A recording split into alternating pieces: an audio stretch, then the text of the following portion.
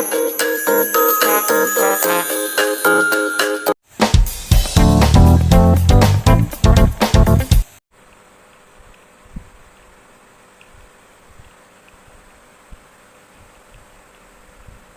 semua, pertama-tama saya akan menjelaskan pengertian narkoba dan pandangan agama Kristen untuk narkoba.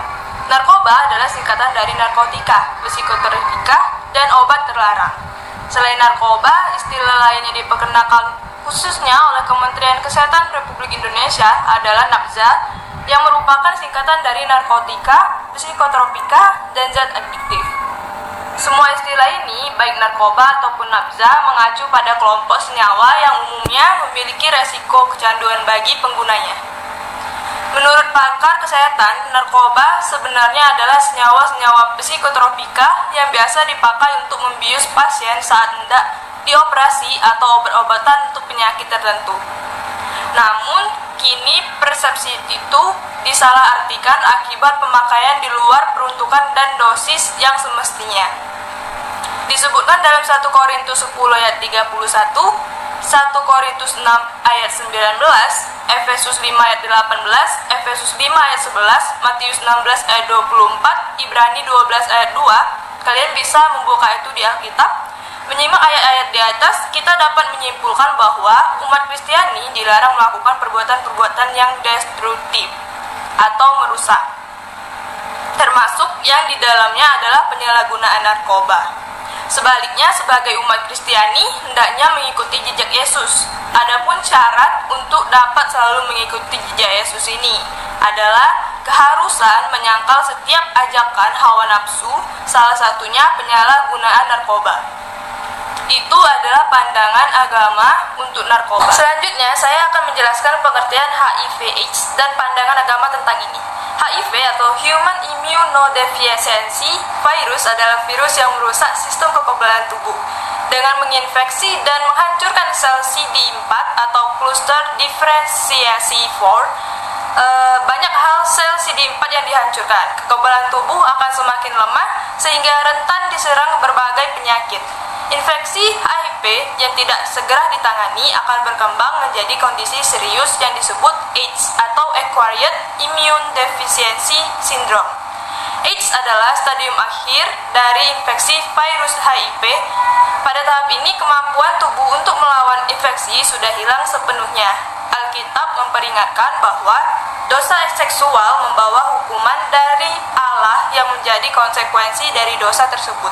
Tetapi, orang yang melakukan percabulan berdosa terhadap dirinya sendiri. 1 Korintus 6 ayat 18. Sebab orang-orang sundal dan perzina akan dihakimi Allah. Itu adalah ayat Ibrani 13 ayat 4. Tidak dapat dipungkiri bahwa hidup menurut prinsip-prinsip Alkitabiah atau kesetiaan dalam melakukan hubungan seksual hanya di dalam pernikahan secara drastis akan mengurangi kemungkinan seseorang tertular HIV atau AIDS dan PMS lainnya. Surat Roma 1 ayat 18-32 merupakan sebuah dakwaan terhadap dunia tak beradab yang menyembah berhala. Ayat ini dimulai dengan kata-kata berikut. Sebab murka Allah nyata dari sorga atas segala kefasikan dan kelaliman manusia. Ayat ini mengajarkan bahwa dosa homoseksualitas berakar pada penolakan terhadap Allah. Hal ini menyebabkan rasa malu, aib, dan hukuman. Narkoba 1. Kokain 2. Ganja 3. Ekstasi 4. Heroin. Jenis narkoba 1. Kokain. Kokain atau cok termasuk dalam jenis narkoba yang sangat adiktif dan bisa mempengaruhi sistem saraf pusat. Obat yang terbuat dari ester daun tanaman koka ini berbentuk bubuk atau kristal putih halus dan biasa digunakan dengan cara disuntik, dihisap atau dihirup. 2. Ganja. Ganja adalah pada daun, bunga, batang dan biji dari tanaman cannabis sativa yang dikeringkan jenis narkoba yang terkenal dengan sebutan cimeng. Ini biasanya digunakan dengan cara dihisap seperti rokok, dimasukkan ke makanan atau diseduh sebagai teh. 3. Ekstasi.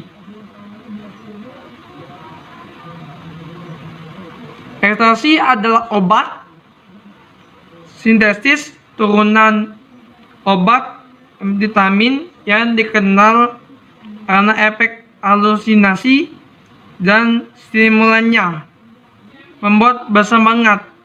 Jenis narkoba ini berisiko tinggi, disalahgunakan dan bisa menyebabkan ketergantungan. Ekstasi diketahui dapat meningkatkan suasana hati, energi, nafsu makanan, dan gairah seksual. Namun ketika efek tersebut berakhir, ekstasi dapat memberikan efek samping seperti kebingungan, depresi, kecemasan, dan gangguan tidur, sehingga membuat pengguna memerlukan dosis tambah. 4. Heroin.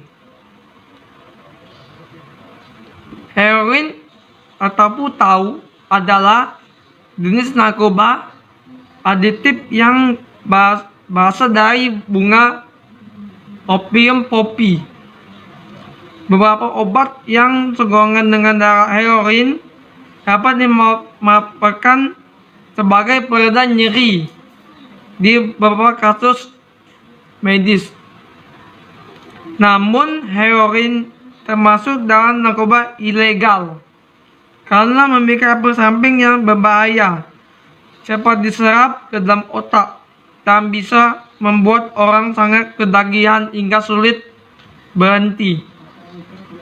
Jenis narkoba ini hadir dalam bentuk bubuk putih atau coklat yang bisa digunakan dengan cara disuntik, dihirup, atau dihisap. Efek langsung yang didapatkan dari penggunaan heroin adalah perasaan senang dan tenang. Penyebab HIV/AIDS.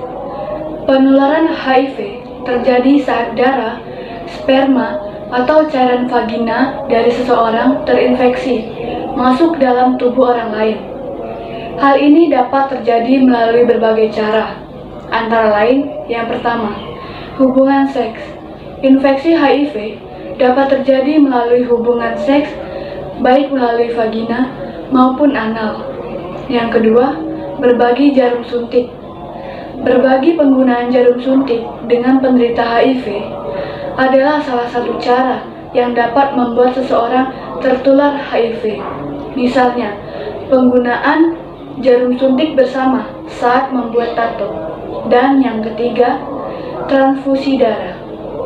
Penularan HIV dapat terjadi saat seseorang menerima donor darah dari penderita HIV. Baiklah, saya Wahyu Februarian menjelaskan tentang bahayanya HIV/AIDS. Kita tahu sebelumnya HIV/AIDS ini tertular dari orang yang sebelumnya mengidap HIV. Belum diketahui pasti penyebab penyakit ini dari mana, tapi penularannya sangat cepat. Bisa karena menggunakan jarum suntik yang tidak steril seperti sebelumnya. Jarum suntik itu telah digunakan oleh pengidap HIV/AIDS lainnya, lalu digunakan lagi kepada orang yang tidak terjangkit HIV, maka si orang tersebut akan mudah tertular. HIV/AIDS ini biasanya memiliki ciri-ciri seperti kayak batuk yang tidak berkesudahan, demam, sakit kepala, terus munculnya bintik-bintik merah atau kayak apa ya? Kayak timbul bintik-bintik merah yang tidak kesudahan, seperti misal antar ada di tangan, dari tangan lama tuh, terus pindah lagi ke punggung. HIV ini juga biasanya bisa terlihat dari kelenjar getah bening yang lama-lama membengkak. Di seluruh tubuh kita kan banyak kelenjar getah bening. Maka kalau salah satunya ada yang bengkak, itu bisa mungkin mungkin terjangkit. Jadi kita harus sering-sering cross check ke dokter kalau kalau telah merasakan hal tersebut. Bahayanya di sini, HIV/AIDS kan penularannya cepat. HIV/AIDS ini nular dari jarum suntik kan, yang bisa dipakai orang berulang-ulang, penatoan, terutama narkoba. Narkoba kan menggunakan jarum suntik yang biasanya dipakai oleh banyak orang. Nah, itu bisa menjadi penyebaran HIV terbesar. Bahayanya di sini, imun kekebalan tubuh manusia akan menurun setelah terjangkit virus ini. Setelah terjangkit virus ini, imun tubuh pun menurun. Lama-lama segala penyakit tuh mudah masuk ke dalam tubuh. Jadi biasanya setelah HIV/AIDS udah tahap atas, biasanya kebanyakan orang yang pengidap HIV akan terjangkit penyakit lain seperti tuberkulosis. Nah, tuberkulosis itu kan penyakit yang dibilang parah juga kan, seperti HIV/AIDS. Oleh karena itu, kita kalau memiliki ciri-ciri dari HIV tersebut di fase rendah, sebaiknya kita cross check ke dokter dulu. Nanti akan diberikan obat. Nanti setelah itu akan diberikan dokter obat. Obat tersebut tuh bukan untuk menyembuhkan sih, karena HIV ini tidak ada obatnya. Namun obat tersebut bisa mengurangi,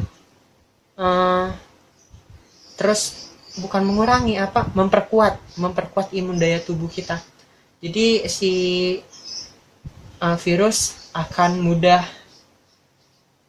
tidak mudah untuk masuk ke dalam tubuh. Sekian dari saya, terima kasih.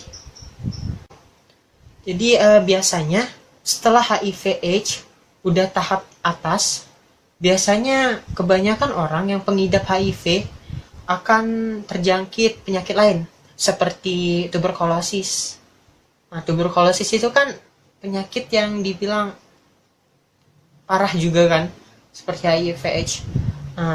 Oleh karena itu, kita kalau memiliki ciri-ciri dari HIV tersebut di fase rendah, sebaiknya kita cross check ke dokter dulu. Nanti akan diberikan obat. Nanti setelah itu akan diberikan dokter obat. Obat tersebut tuh bukan untuk menyembuhkan sih, karena HIV ini tidak ada obatnya. Namun obat tersebut bisa mengurangi,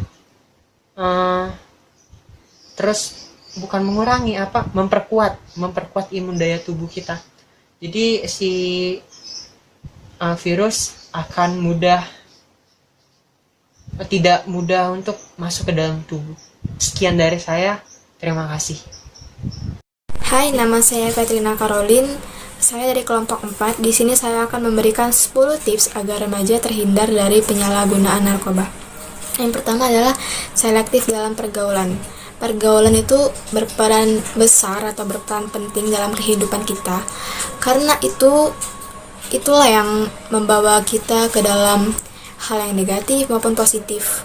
Jika teman kita itu kelakuannya negatif, kayak anak nakal gitu kan, kita bakal ngikut kayak gitu. Jadi kita tuh harus selektif dalam memilih teman. Yang kedua adalah jangan keluyuran malam-malam. Sangat bahaya bagi anak cewek, terutama cewek, untuk keluar malam, karena bisa saja itu terjadi pergaulan bebas. Oke, yang ketiga adalah Jadilah anak yang berbakti pada orang tua. Kita itu harus mendengarkan nasihat dari orang tua karena itu tuh benar, nasihatnya tuh benar. Yang keempat adalah fokus pada hal-hal positif. Nah, ini udah pasti sih. Jadi misal kita punya hobi yang positif, ya kita lakukan hal tersebut. Tapi kalau hobi kita negatif, jangan. Yang kelima adalah jangan takut kehilangan teman. Nah, ini benar. Lebih baik kita tidak punya teman daripada kita memiliki teman tapi kelakuannya tuh ya nggak ada akhlak gitu. Yang keenam adalah selesaikan masalah kita sendiri. Hindari karakter pribadi yang misalnya kita tuh stres kan, jadi minum obat-obatan biar nggak stres itu. Yang kesembilan tuh jangan pernah mencoba. Oke, jika misalkan ada teman kita yang nggak baik-baik gitu, nawarin mencoba menghasut kita agar kita terperangkap di situ. Jadi kita tuh jangan pernah mencoba. Kalau teman udah ngasih obat-obatan atau apa yang mencurigakan tuh nggak usah diterima. Yang 10 tuh nikmati kebersamaan bersama keluarga. Pengawasan keluarga tuh dapat membantu kita terjauh dari penyalahgunaan narkoba. Hidup yang bahagia itu kan berarti juga buat kesehatan mental. Jadi ya itulah mencegah kita agar tidak terjerumus pada narkoba. Oke, sekian dari saya. Terima kasih. Menghindari HIV/AIDS yang pertama adalah jauhi seks bebas. Seks bebas sangat berbahaya bagi kesehatan. Setialah pada pasangan Anda, karena seks bebas merupakan jalur utama bagi penyebaran HIV/AIDS. Yang kedua, jika ingin berhubungan badan bagi pasangan yang mengidap HIV/AIDS, lindungilah diri Anda dengan menggunakan kondom. Perhatikan kondom, jangan sampai ada yang robek maupun yang rusak. Yang ketiga, lakukan vaksin. Vaksin dapat melindungi diri dari HIV/AIDS dengan melakukan vaksin hepatitis A maupun hepatitis B. Yang ketiga, jangan gunakan jarum suntik secara bergantian. Pencegahan HIV/AIDS yang perlu diperhatikan adalah jangan gunakan jarum suntik secara bergantian. Selalu perhatikan kesterilan jarum suntik jika Anda berniat untuk membuat tindik maupun tato. Yang keempat, jauhi narkoba dan minum keras. Banyak pasien HIV/AIDS yang tertular melalui narkoba dan penggunaan jarum suntik secara bergantian. Lalu yang selanjutnya, konsumsi obat PAP atau exposure prophylaxis. Mengkonsumsi obat PAP setelah terpapar HIV/AIDS dilaporkan dapat menurunkan resiko infeksi HIV sebesar 81%. Selanjutnya, hindari kontak dengan pengidap HIV. Hindari kontak darah maupun air liur dengan pengidap HIV, terlebih jika Anda memiliki luka terbuka. Hindarilah kontak dengan pengidap HIV karena melalui luka yang terbuka dapat tertular HIV. Terakhir, konsumsi obat PrEP atau pre-exposure prophylaxis. Dengan mengkonsumsi obat PrEP merupakan pencegahan yang paling efektif jika dilakukan secara konsisten. PrEP atau pre-exposure prophylaxis juga kita kenal sebagai obat Truvada.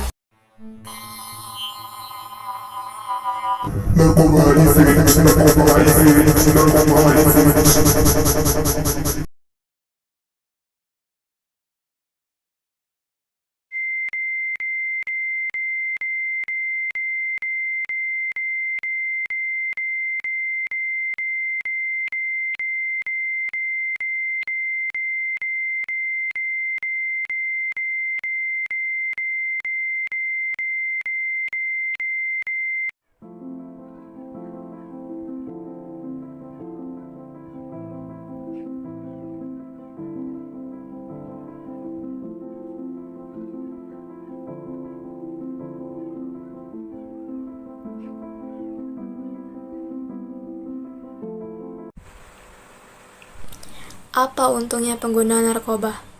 Apa untungnya pergaulan bebas sehingga terjerumus ke HIV/AIDS?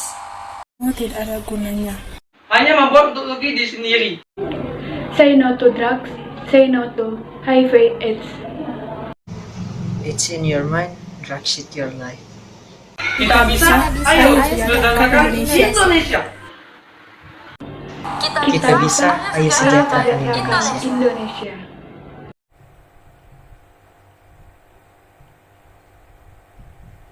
Indonesia.